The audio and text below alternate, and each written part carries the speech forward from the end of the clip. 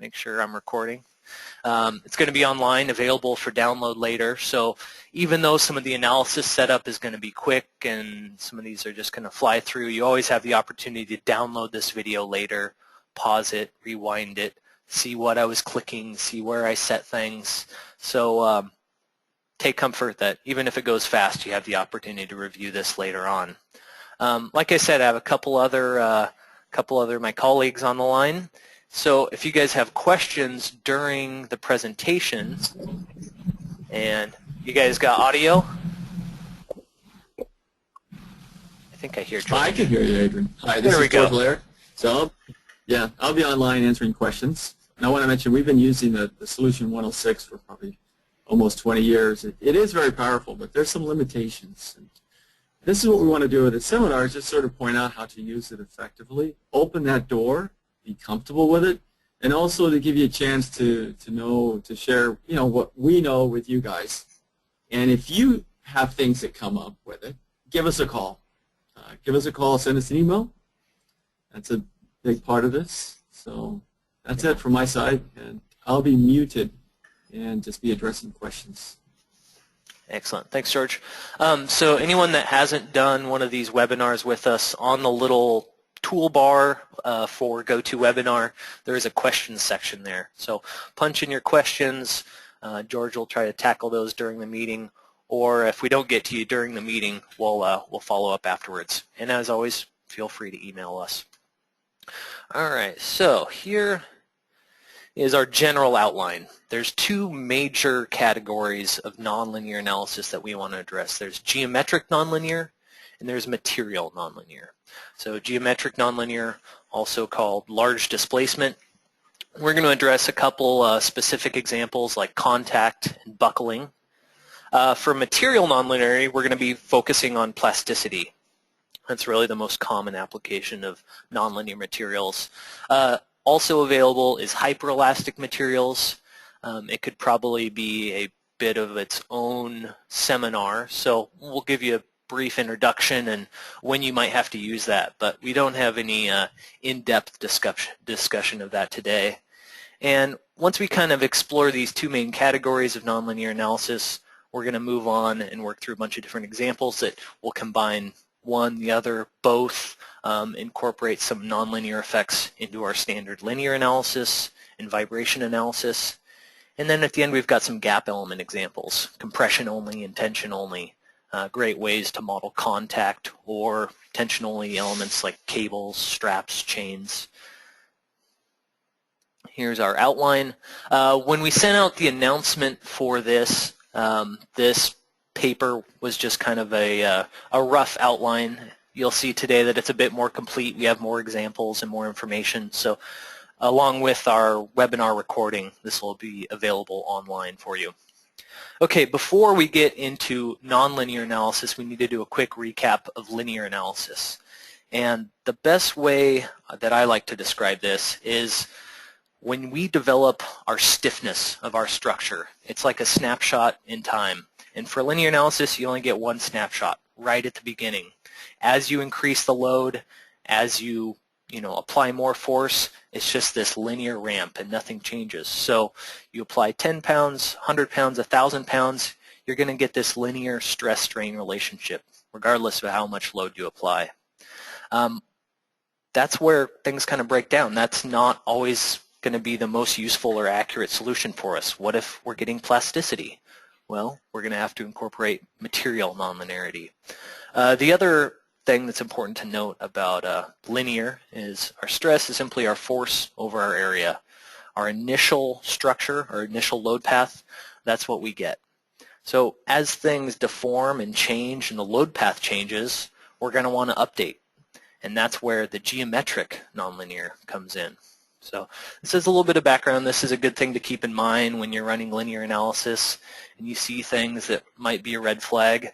I also wanted to mention this because before you ever do any sort of nonlinear analysis with your model, you should always run it linear first. Start simple, add these complexities to your model one step at a time. If you try and tackle a massive model with bolt preload and plasticity and buckling all at once, something's going to crash. And rather than hunting through all of these different wonderfully complex things you've added to figure out which one was the problem. If you add them incrementally, it's a lot easier to find the red flag there.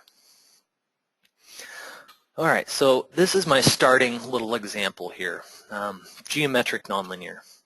Now, what I have in this example is a little plate. Imagine a ruler. It's an inch wide, about 10 inches long, 16-inch thick, and I've put a pressure load of 10 psi across this. Now, in the upper image, you can see the standard linear results as this thing deflects. In the image below, you see a nonlinear analysis where we've turned on large displacement. Now, it's very important to focus on the boundary conditions for this. I've got the edges, the far edges on the left and right pinned. So it's like they're on a hinge, but that hinge is connected to a perfectly rigid wall. So as we push down on this plate with a pressure load, it's effectively developing a hoop stress, and it stiffens the plate. So one side you see, oh wow, maybe this is what I've been needing all along to drastically improve my results. But on the other side, you have to consider, do you have a perfectly rigid connection? So we want to open up this door that nonlinear analysis can really affect your results and maybe provide you something more accurate. But on the other hand, you really have to think about your structure. You have to really criticize your constraints and think about what's really going on here. Quick little test that I did. Linear analysis gives me a deflection of 2.2, maximum stress of 190 KSI. When I switch over to large displacement, I'm only getting a deflection of 0.1 and a maximum stress of 24 KSI. So a huge jump. But as I investigated a bit more, I changed things around. When I switched over to a simply supported beam, the differences between linear and nonlinear results were really pretty minimal. So we're not going to run through this example, but I'll have it included in our download package, and I recommend this as a great place to start. A real simple model, different boundary conditions, linear, nonlinear, and throughout all of this, this is just geometric nonlinear. We're not focusing on plasticity yet. Here's another example of some of the investigations I like to do for my models when things get tricky. I put a free body diagram right in the middle of this thing. So it's like we're taking a slice and looking at the forces transmitted from one half of the structure to the other. And you can see that in the linear analysis on the left, we've got a very large bending. It's pretty much pure bending. In the nonlinear analysis on the right, we're actually, pretty small bending moment, less than 5% of what we saw before, and we see a huge axial force. So like I said, it's almost like we're pressurizing this thing. It's curved. We're developing a hoop stress in this thing. Throughout this paper, you'll see a lot of quotes from the basic nonlinear user's guide. So up top, geometric nonlinear effects are prominent in two different aspects. Geometric stiffening due to initial displacements and stresses. That's what we see here. And follow forces due to change in loads as function of displacements. So we're going to investigate both of these different aspects of geometric nonlinear. I want to let that kind of settle in a little bit. We're going to come back and do another geometric nonlinear, but before we get into actually doing the modeling and doing the analysis setup, I want to do something a bit simpler. And this is actually going to use the linear solver, Solver 101, and we're going to incorporate contact. And we've included this, even though it's the linear solver, we've included this in our nonlinear seminar because when we're using contact, it's actually an iterative process to figure out which element faces are carrying compressive load, which element faces might separate, carry no load, and as it iterates through, it determines the load path, and really by definition, that's a nonlinear approach. What we don't have geometric nonlinear. We can't get anything to buckle or get any stress stiffening. We can't get any plasticity. But the upside is this is incredibly easy to set up. It's really nice. So I've got this pin clevis example. I've already meshed the model, applied boundary conditions, and you guys should be familiar with that. But I just want to walk through setting up the actual contact the connections at this pin-clevis interaction. A little bit of background here. Linear contact for Solution 101. We highly recommend checking out Chapter 19 of the User's Guide. It gives a lot of great background about how this works. We've got a whole webinar dedicated just to contact, and that'll help illustrate some of the pitfalls of setting up your connection regions and some general guidelines here. But these three images you see on the right, that's the general walkthrough of what we're going to be doing to set up our connections. So I'm going to open up this model. What we're going to include in our download package for all of these is a start and a finish model, just like we do with our training. So you can open up the start model, walk through these steps, and if you have run into any problems, there'll be a finish model with all the results there. So like I said, I've got boundary conditions, I've got mesh, I've got everything I need. I just need to get some interaction between the pin and the clevis. I should also mention that we see symmetry constraints here. So I've sliced this pin and clevis down the middle here and applied symmetry constraints. It's going to be easiest to get to the surfaces coming in contact if we can hide certain portions of the model. So I've already made some groups of the pin and the clevis. So I'm going to open up connections here. The first thing you do with connections is create a connection property, and this defines how the contact or how the glued contact will behave. So first thing I do, I hit defaults. Let's give it a title. And we're not really going to mess around with too much. Usually something I'll take a look at is our search distance. These parts are perfectly adjacent, so I could use a very small search distance if I wanted to. But in this case, the defaults are going to carry us through just fine. All right, so you see in the tree our first connection region, or sorry, connection property. Next, we'll create our regions. So this is going to be the two different sides of the contact. So new connection region, let's call this clevis. I'm going to pick by surfaces, and if you're working with solid elements and they're associated with geometry, you can pick by surfaces like this, and it's quite straightforward. If you're working with plate elements, or if you don't have geometry associativity, things get a bit more complicated, and usually it's within selecting your connection regions that troubles come up with contact. So if that's the case, again, check out our webinar on contact. So those surfaces make up the connection region for the clevis. I'm going to switch groups and do another connection region for the pin. Now, something that I asked myself when I was putting this together is, how would the results be affected? Do I need to select all of the outer surfaces of this pin, or just those that are initially in contact with the clevis? Now, for this example, I'll select all of these outer surfaces you see here.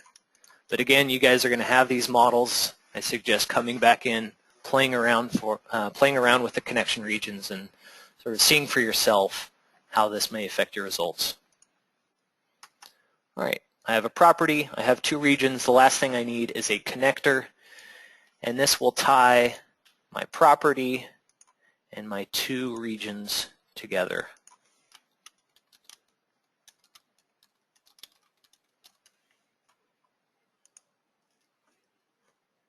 We'll set up a linear analysis,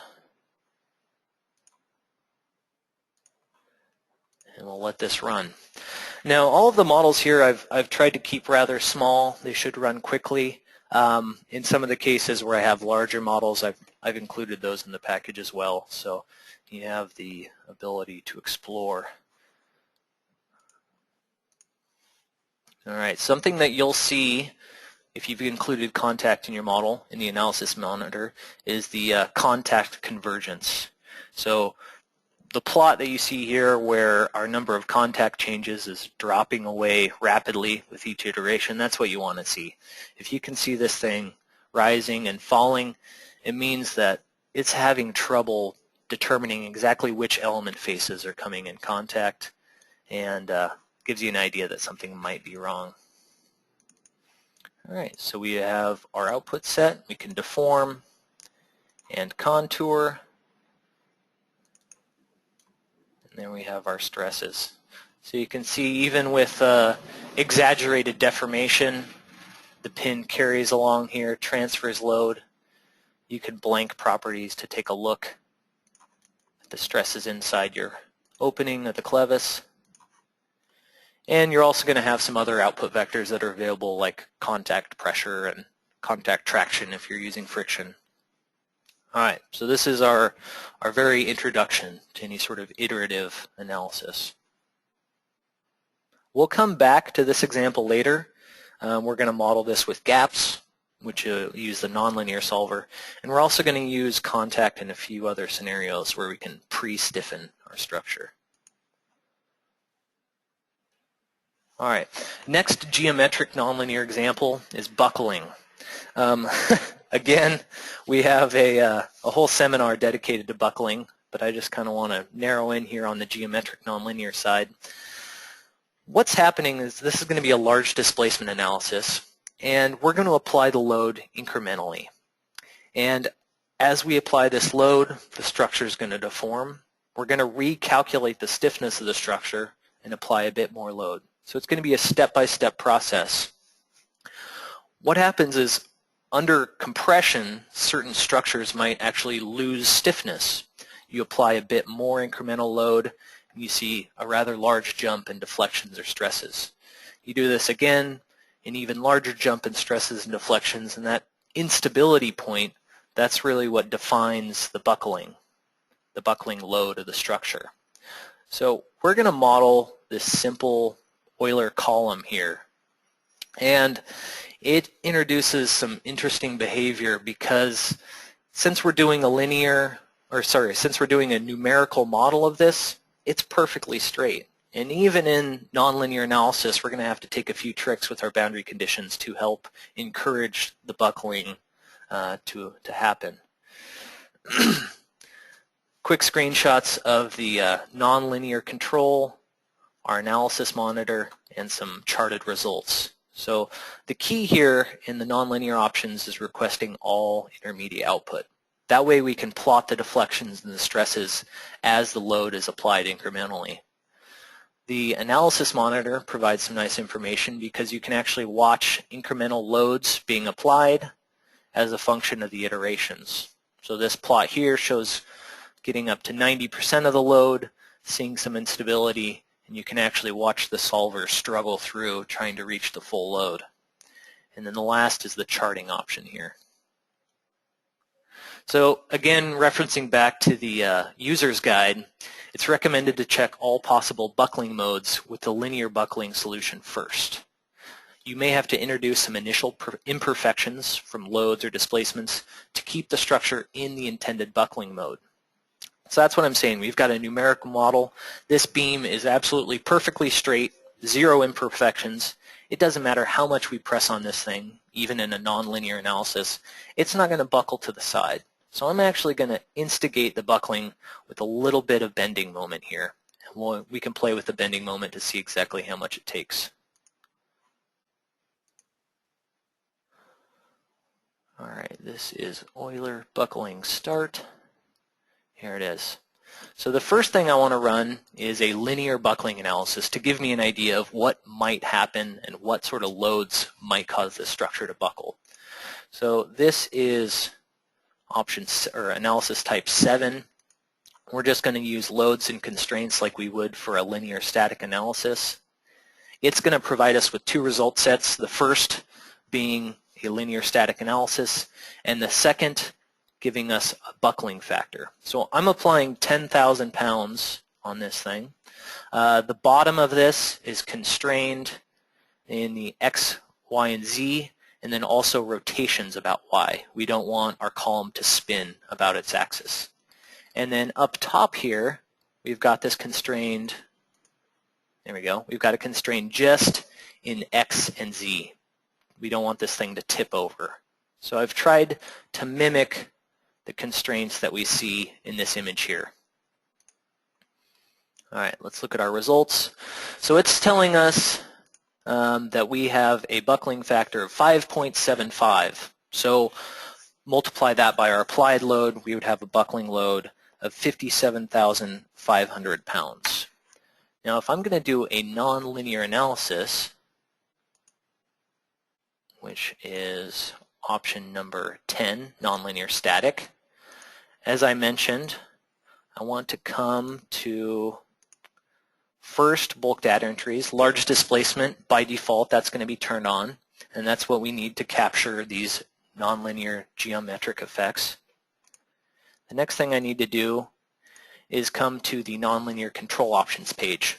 Now, even if you're not going to modify anything on this page, you actually have to click through until you reach this page, and I think it effectively sets the defaults. If you create a new nonlinear analysis, click OK and run, it'll tell you that you haven't set your nonlinear options. So you always have to come visit this page just to set the defaults.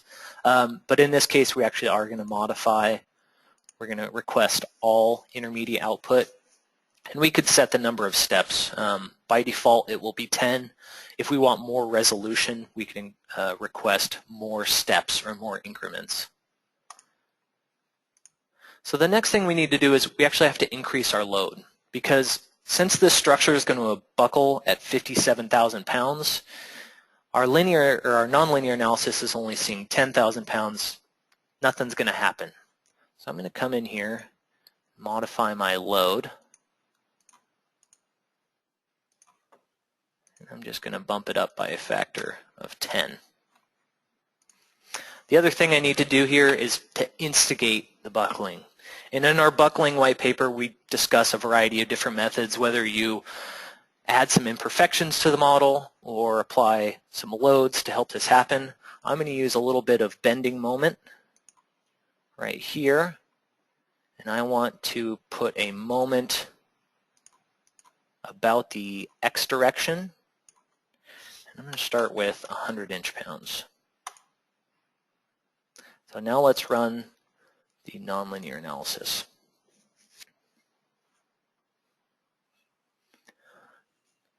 We get a fatal error, which in this case, not such a bad thing. We've reached this instability where the solver has crashed, and that's letting us know that it has buckled. We could take a look at our nonlinear history, see our load incrementing up, hitting that portion, and never really being able to converge. And then in the output set titles, we can actually see our load value. So we increment up 10, 20, 30%. We get to about 0.57 of our total load. The analysis has crashed. That's our buckling. Now, something that I want to talk about, it'll be a bit of a self-study, is exactly how much instability do we instigate in the model. You know, what if my bending moment was 10 pounds, or what if it was 1,000 pounds? And what I've found in this model is if you start low and work your way up, you can actually converge on a value that will mimic your hand calcs or your linear buckling analysis. You get to a certain point, it doesn't have a huge effect on the results even if you increase this moment load. But you want to be aware, or you want to check your reaction forces and keep an eye on your buckling load, because, you know, if I apply 10,000 inch-pounds of moment here, I might actually be a bit overly conservative because I'm putting more bending in this beam than I really need just to instigate the buckling. All right, moving on. Like I said, we're going to have a quick pace through this this workshop. So if you got any questions, feel free to chime in. Okay, let's move on to material nonlinearity. Now, the first thing that I want to talk about is kind of how we tie from geometric nonlinearity to material nonlinearity. Again, from the user's guide, stresses and strains of small strain elements, and small strain elements is basically everything you're going to see in this webinar, unless you're using hyperelastic materials or working with small strain elements. So the stresses and strain of small strain elements refer to the undeformed area and length respectively. So what this image shows is how, with large displacement, we're tracking the translation and rotation of elements through space with a large deflection analysis, but we're not updating the element area in terms of stress calculations. So this ties into material nonlinearity, because since we aren't updating our element areas, that means that we have to use engineering stress-strain curves when working with these elements. So again, large deflection captures the translation and rotation, but it doesn't capture the change in area.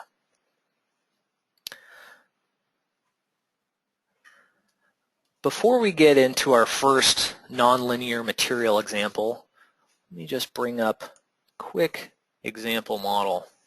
And if I go to material, nonlinear, I did a quick little pull test here to kind of test this theory of small strain, large strain. So the first thing that I have is a static analysis. And if I use entity info in my selector, I can take a look at the stress in my elements. So with a linear analysis, I'm getting a nominal stress value of 45 KSI. Now if I switch over to a nonlinear analysis, I've got plasticity. You can see this thing narrowing out here between the linear and the nonlinear. In the nonlinear, we're getting more elongation, and our cross-sectional area is reducing even more. But if you look down here in the entity info, our nominal stress value is still sitting at 45 KSI. So that's kind of how this small strain works, is even though we're reducing our cross-sectional area of this bar, the stresses are still calculated based on that initial area. I've got some more notes in the back of this paper that kind of discuss this small strain, large strain a bit more. But let's move on to our material nonlinear.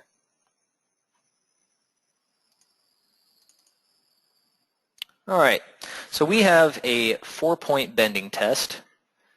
As you can see here, I've chopped it down to quarter symmetry, and we're not really going to be modeling contact between the fixtures and our little plate here. We're just going to be applying symmetry constraints, a simple support, and then applying our load, like you can see here at this fixture.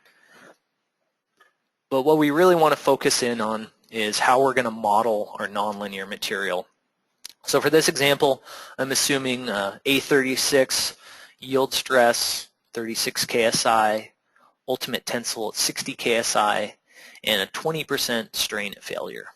So to keep it simple, those are really the only pieces of information I need in addition to my elastic modulus to get a nonlinear material model. So as I mentioned before, we're going to start with a linear analysis just to make sure that our model's set up correctly. We've got boundary conditions, we've got loads, so let's run that. And we want to make sure that the stresses in the linear analysis actually exceed yield stress, otherwise I wouldn't have any material nonlinearity. So here's the results. Let's deform and contour, and I can get rid of my geometry and boundary conditions. There we go. So we're getting close to 60 KSI. We're definitely exceeding the yield stress. So we want to incorporate material nonlinearity. First, I'll set up a nonlinear analysis. And everything is going to be fine with the defaults here. You can do a little investigation to see if large displacement is going to have a significant effect on this analysis or not. Run it with, run it without. The advantage of having a small, quick-running model. And like I mentioned before, visit the nonlinear control options page to make sure that you set the defaults.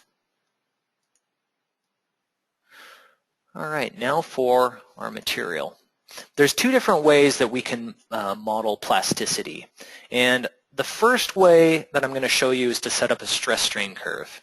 Now, it's not my preferred method, but I think it's a bit more intuitive, and it kind of provides some information about how we would set it up the other way, the bilinear way. So we're going to say a new stress strain function here, and we can call this engineering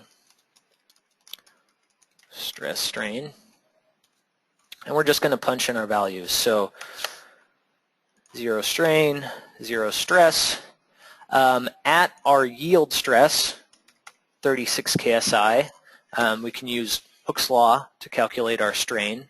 So if stress is equal to modulus times strain, that means that strain would be equal to stress divided by modulus.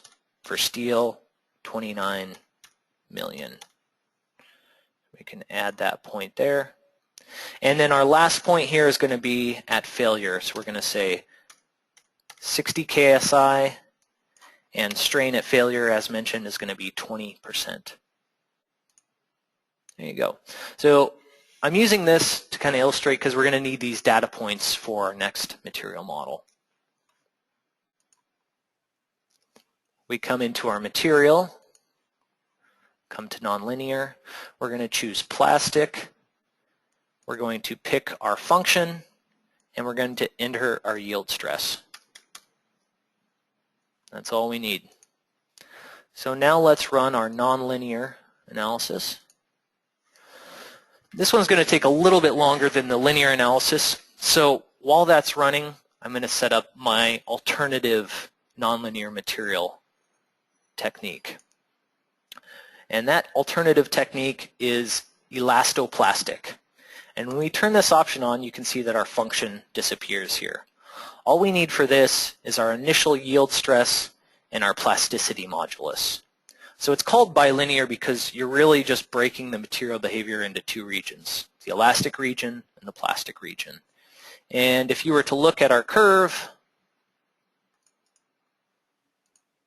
we just have two straight curves, two linear curves. So this first curve, that's just our elastic modulus. We know the slope of that. So what we want is the slope of this curve here. And our strain at yield is very small. I'd say it's negligible. So all I need is the rise, which is the difference between yield and ultimate, over the run, which is the difference in strain. And that'll give me the slope of that curve. So let's come in, edit. We're switching here. So again, rise over run.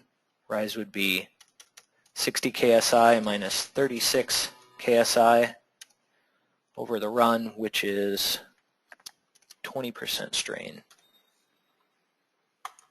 And I'm just going to go back in here and double check to make sure that Femap has done my math for me. No, I did my own math wrong here. Let's try that again. 60 minus 36 divided by 0.2.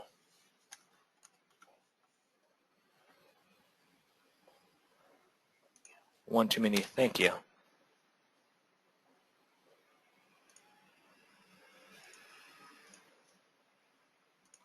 There we go, positive number. That is a good thing. So as you can see, the slope of our plastic region is less than the slope of our elastic region. All right, so this is chewing away here. You can see as the load increments, we get up to about 80%. We're starting to see some plasticity, and the nonlinear solver is working its way up, trying to find convergence on a final load here. So since this is choking along and we're on some time constraints, I'm going to do what I call the cooking show method, where we put something in the oven and then automatically pull out something that's done. And we'll take a look at the results here. All right, so what I've saved is a variety of result sets here. Like I said, it's good to investigate. Does large displacement have a significant effect on these results? So first, our linear results, stress is at about 58 KSI. We bring in the plastic, this is with our stress strain curve. We could deform this, and we see stresses at about 39 KSI. So we're exceeding yield in this region. You can see a larger portion of the bar is getting engaged. The stresses are flowing a bit more. And then we could switch over to our elastoplastic, which is the one that I just set up. And you can see that results are effectively the same. Come in and check the large displacement, and our overall stress values are actually slightly reduced. So you'll have to think about the effect of follower forces here. Being simply supported, we're not really getting any sort of stress stiffening. You just want to be aware that as this thing sees larger and larger deformation through plastic, the stiffness of the structure is going to change a bit more. So this is complete with both large and small displacement and both nonlinear material options.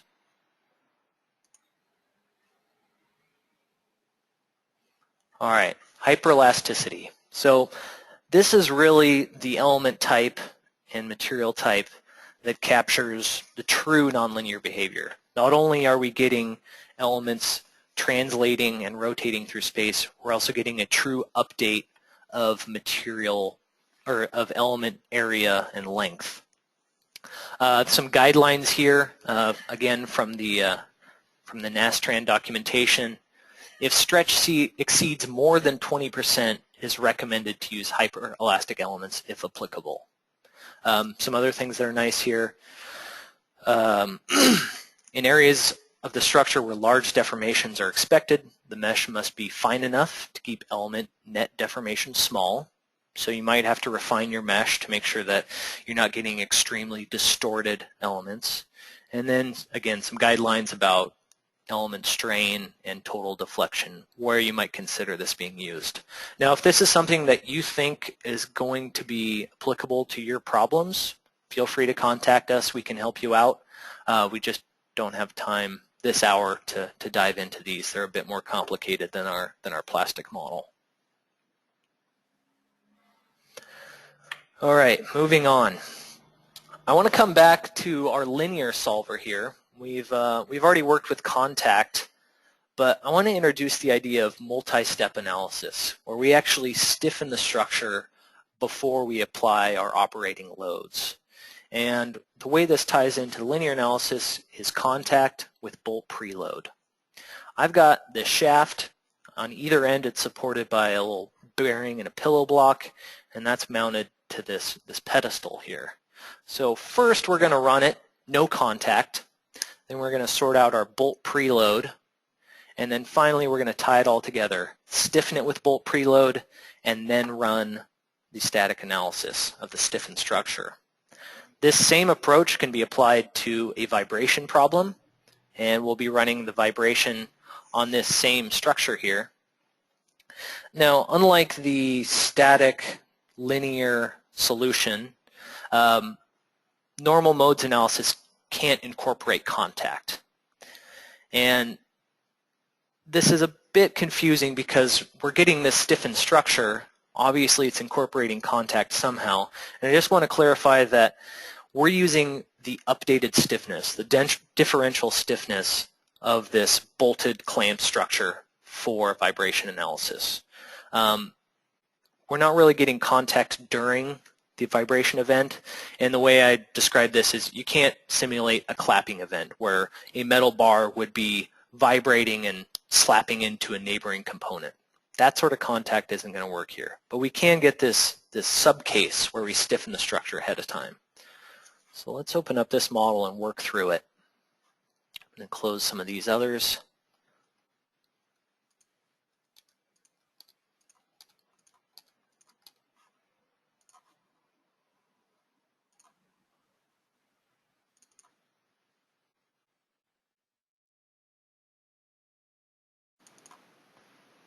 Here we are.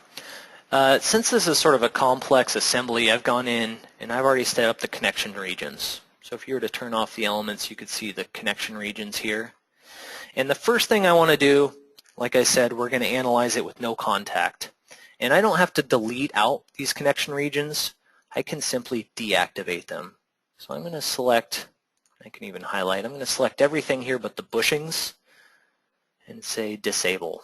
Now I'm leaving the bushings in because they're a glued connection. There's no bolts, fasteners, or any of that. I need that glued connection to keep the bushings in the pillow block. Otherwise they would just fly away. All right, so I've disabled my contact. I'm going to run a static analysis. And this will sort of be our baseline.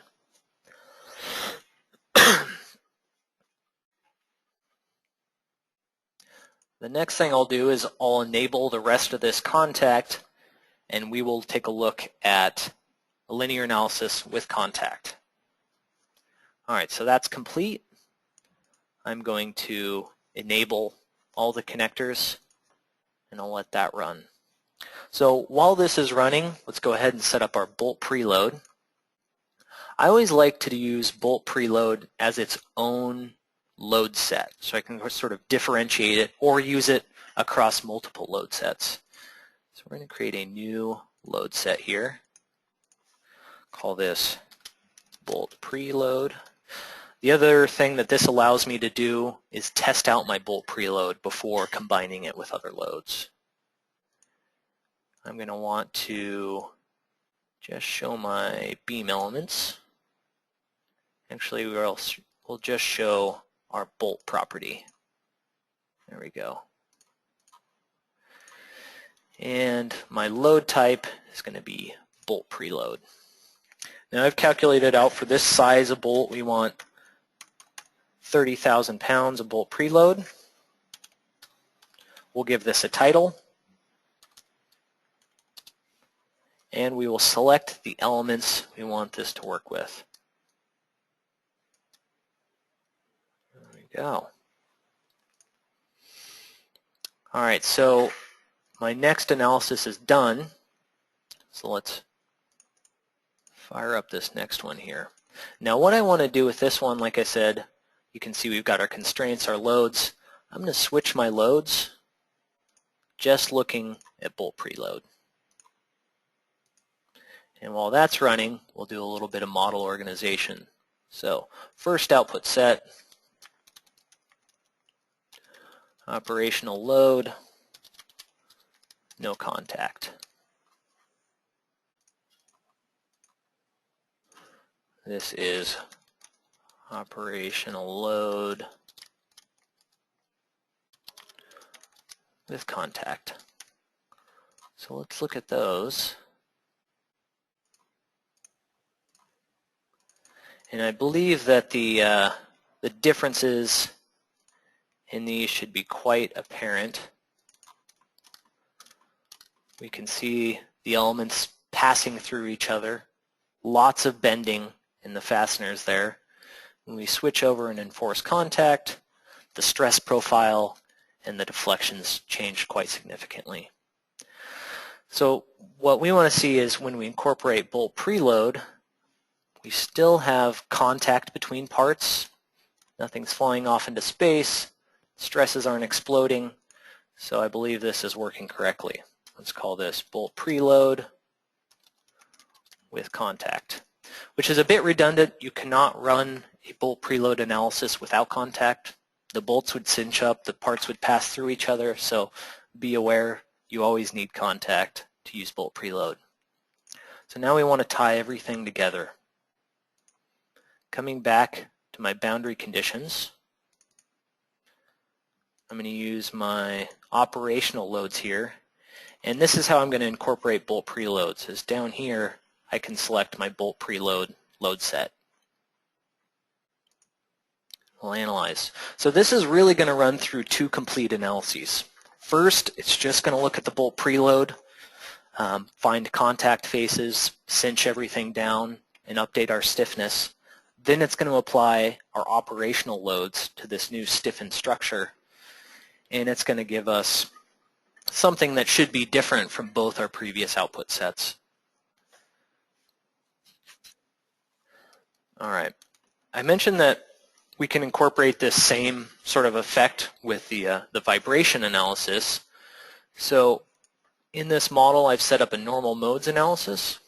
We're going to want to run this with and without the bolt preload to get an idea of what sort of stiffness we're going to get from incorporating this into the model. Let's take a look at our final results.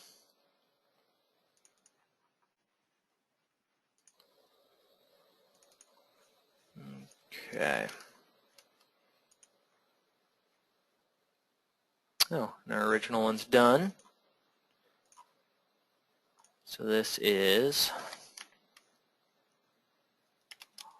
uploads plus bolt preload with contact.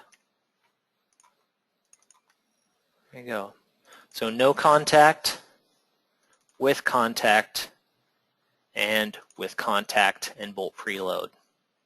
So it's less significant jump, but we're still dropping stresses from 43 KSI down to 37 KSI. And we're reducing the overall deflection by 0.04 inches.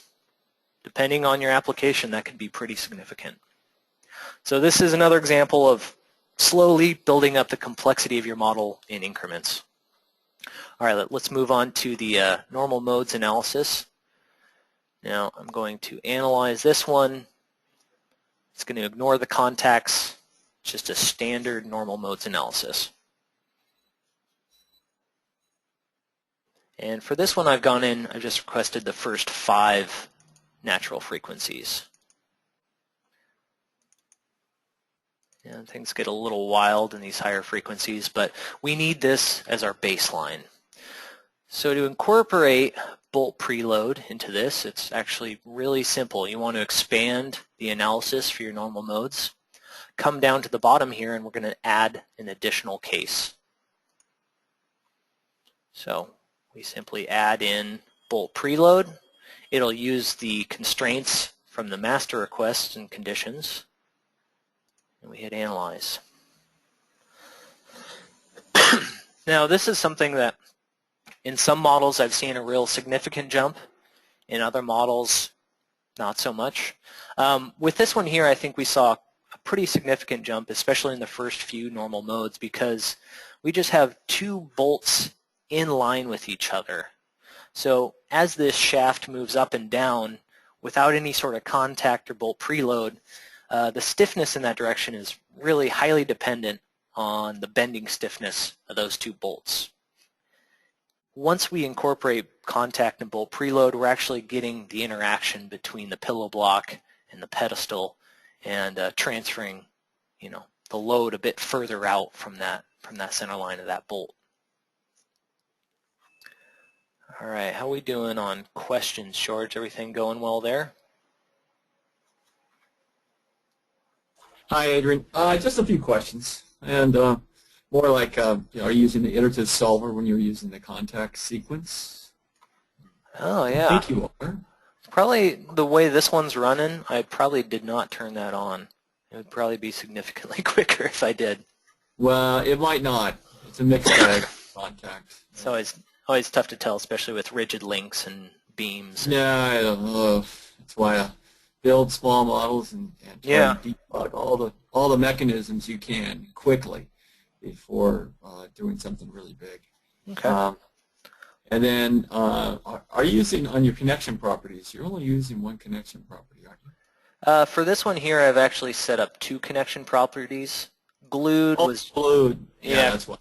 Glued was so just there's a little note that you can set up different contact connection properties, but NX Nastran only grabs a subset of options within it. For example, open up your contact with friction. Mm-hmm. So the solution parameters, for example, max force iterations, max status iterations, that's for the whole analysis. So even if you have another connection property card, it can't change that because that's for the whole solution. But what it can do is it can use different friction values. Mm-hmm. So if you want to vary friction, it's just this different components. This upper box and this lower box that changes with each property. Yeah, but it'll give you a little warning message. And if you want to know more, again, NX User Guide, Chapter 19. Mm-hmm. All right, let's plow ahead here. So, all right, first mode, we're jumping from 38 hertz up to 44 hertz. Second mode is really, it's not, I would say it's almost orthogonal. We have a little bit of different stiffness because of the way the pillow blocks are set up. A huge jump here in the third mode there, and you can see that's really dependent on the bending stiffness of those bolts. Once we've incorporated bolt preload and contact, we jump from 60 hertz to 115. So massive increase in stiffness there. You know, this is huge. I would say this is uncommonly large to get this sort of jump, but you know, it seems like a real-world problem. These components exist. This is a typical setup, so depending on your application, you might see something this dramatic. All right, what do we got next? Residual stress. So this kind of takes this multi-step analysis method and incorporates it into the nonlinear solver. Earlier we pushed on our beam here, our 4-point bending. We got it to plastically yield. But what would happen once you removed the load? You know, how much residual deformation and stress would it have once you pulled this thing out of the test fixture? To do this, we can pick up where we left off, and we can really just add a subcase like we did with this natural frequency analysis. So I'm going to say 4-point bending test. Let's take a look at what we've got here. We've got loads, constraints. What I need to do is I need to have a load set for my unloaded state. And Femap will actually bark at you if you apply a 0 load. So I'm just going to apply a very, very small load.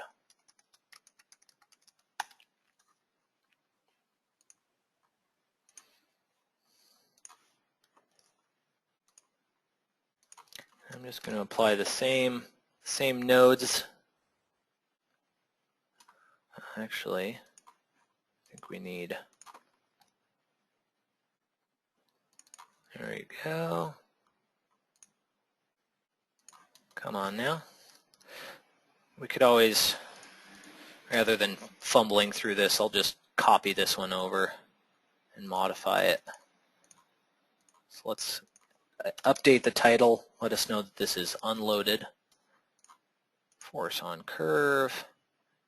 Like I said, I'm going to just do something very small. 1 e to the negative 6. We come into our nonlinear analysis, and we can add additional cases here. So the first case is going to use our full load set 1. Our second case is going to use our unloaded load set. And you can see I'm leaving the constraints blank here because we can use the master requests and conditions. So I'll come in here, constraints, I'll use the same constraint set throughout, and I'll just blank out the loads here. All right, let's analyze.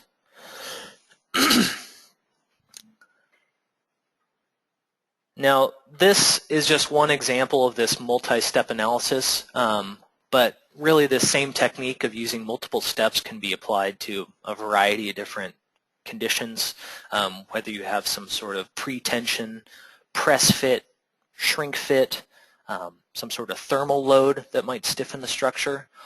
All of these can be applied in subcases. Each subcase can have its own set of boundary conditions.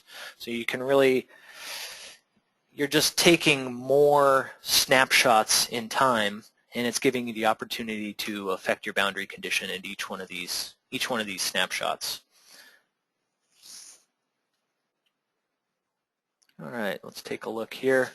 We've got this guy loaded up to max. It'll converge on that one, and then we'll see our next unloaded state. All right, so we've got we've got about 5 minutes left. I've got 2 examples. I think we might have to save.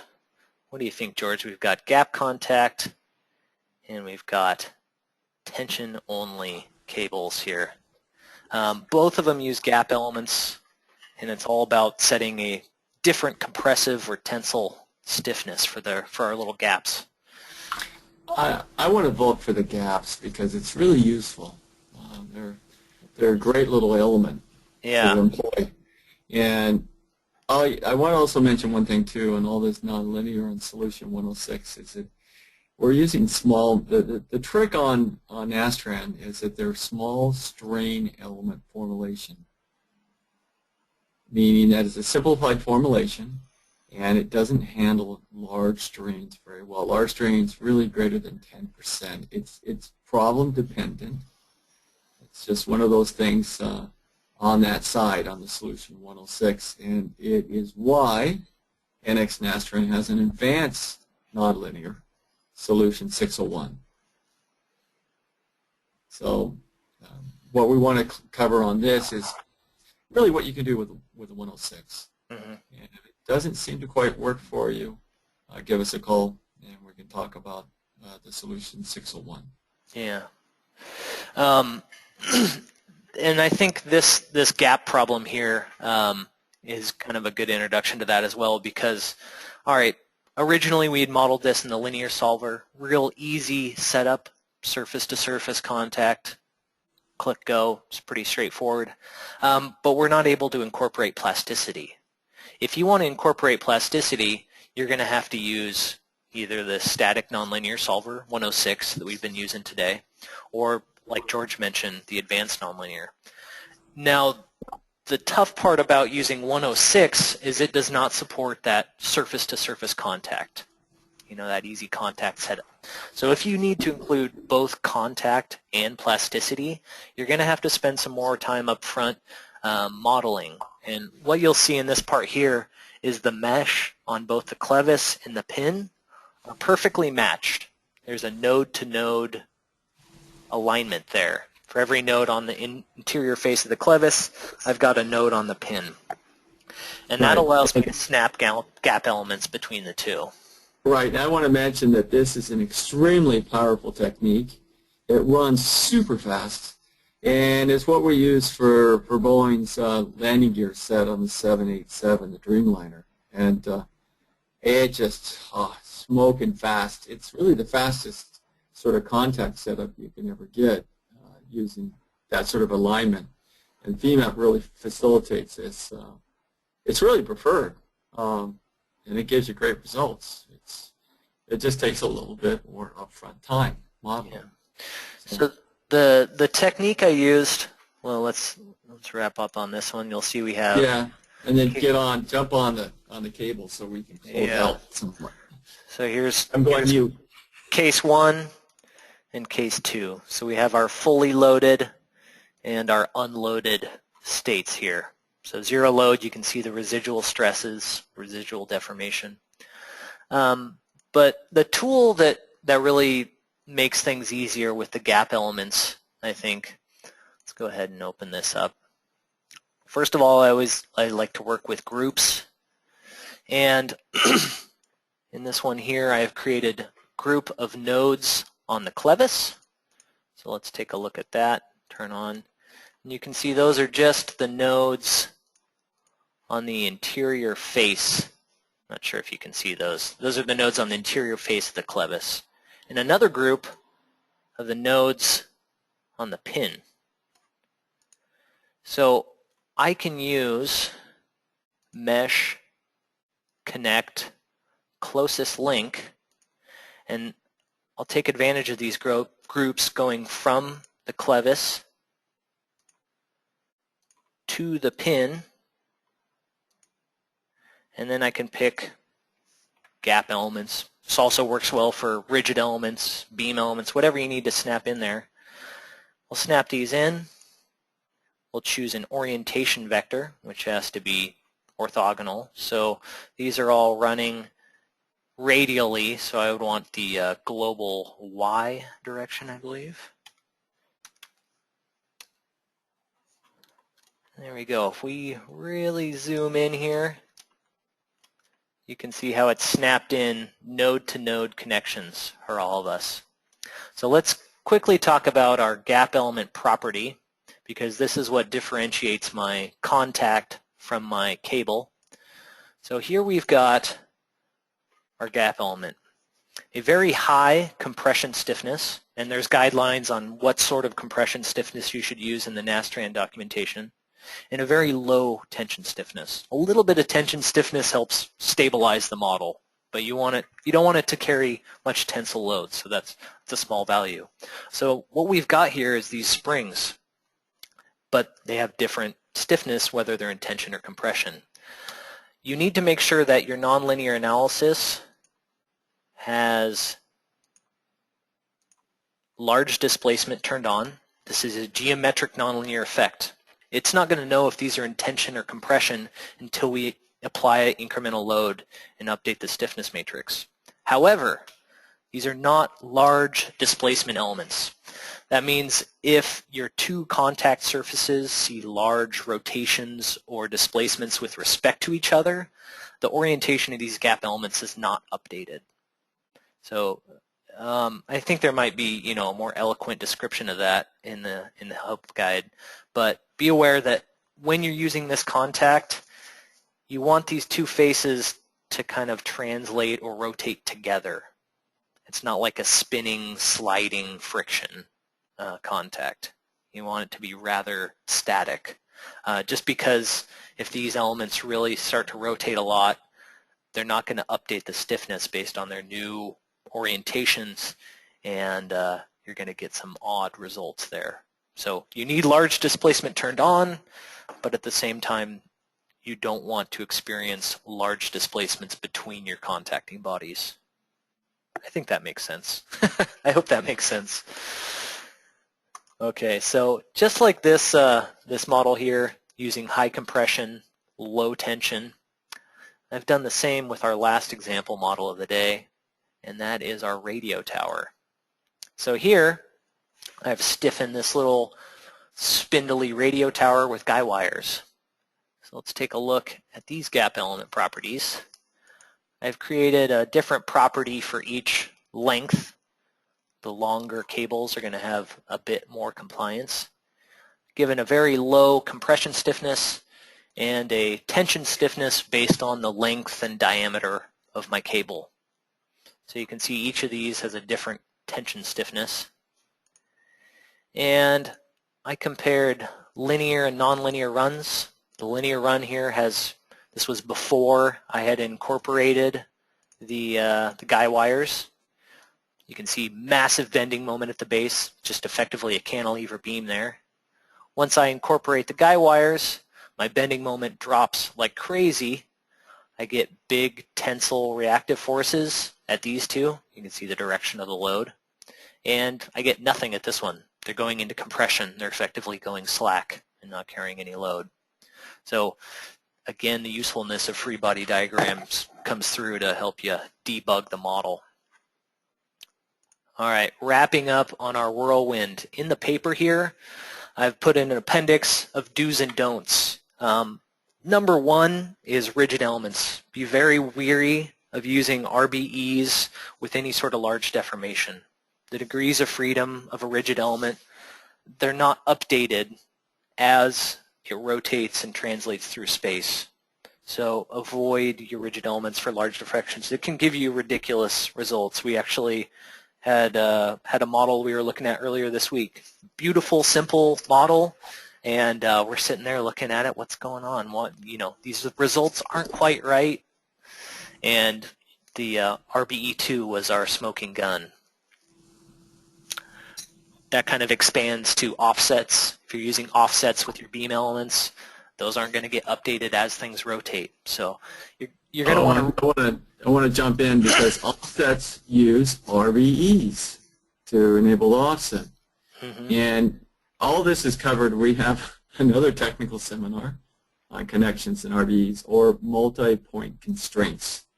And they're set up creating constraint equations within the matrix. And so being linear, they're created at the start of the analysis. And so when you do anything that's geometrically nonlinear, you're screwed. I mean, it'll work sometimes, just enough you think it might work.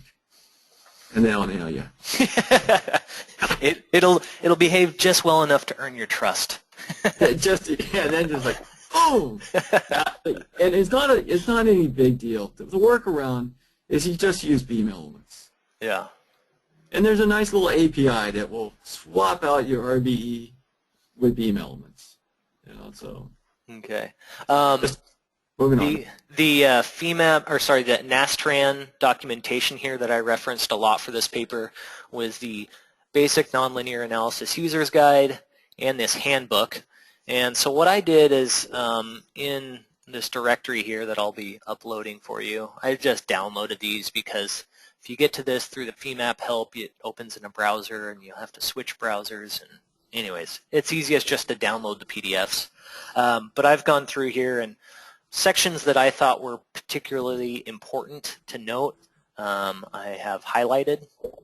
You'll see probably a lot of this quoted in the paper itself, but I couldn't copy and paste this whole thing in here. So sections are highlighted. Things that I think are important to note when you're working with nonlinear analysis have been pointed out here in this document. And it's 140 pages, but a lot of it are example models. A lot of it's bulk data entry, so it's not that bad. It's a manageable size, and it's worth skimming through if this is going to be a tool that you're using. Okay, 3 minutes. All right. Yeah, thank you everyone for hanging around for this extra time. Again, this will be online. You can slow it down. You can ask me questions, email, and have fun with these models. So, excellent. I think that's everything. That's it. All right. Have a good morning, everyone. All right. Take care. Thank you all.